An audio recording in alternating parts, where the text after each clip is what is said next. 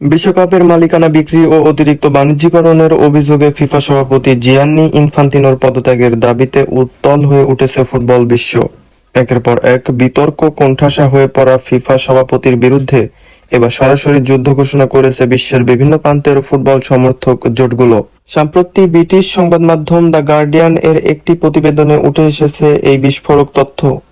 আন্তর্জাতিক online petition platform change.org তে ইনফান্তিনোর পদত্যাগের চেয়ে একটি পিটিশন চালু করা হয়েছে। সেখানে ইতোমধ্যেই স্বাক্ষর করেছে 28,000-এর বেশি ফুটবল ভক্ত।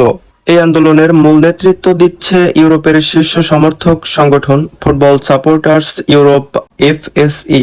তাদের সঙ্গে একাত্মতা প্রকাশ করে মাঠে নেমেছে ফুটবল সাপোর্টার্স আফ্রিকা এবং উত্তর আমেরিকার ইন্ডিপেন্ডেন্ট সাপোর্টার কাউন্সিলস।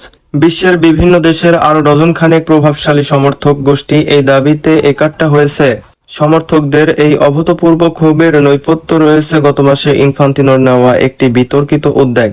ফিফা সভাপতি প্রস্তাব করেছিলেন বিশ্বকাপের মালিকানার একটি অংশ বেসরকারি বিনিয়োগকারীদের কাছে বিক্রি করে দেওয়া হবে। এই প্রস্তাবের পরপরই তীব্র প্রতিবাদ জানায় সমর্থক সংগঠনগুলো। তাদের স্পষ্ট বক্তব্য, ফুটবল কোনো ব্যক্তি মালিকানাধীন প্রতিষ্ঠান বা কর্পোরেট সংস্থা ব্যবস্থা করার মাধ্যম নয়। এটি বিশ্বজুড়ে কোটি কোটি মানুষের এক সামাজিক সম্পদ।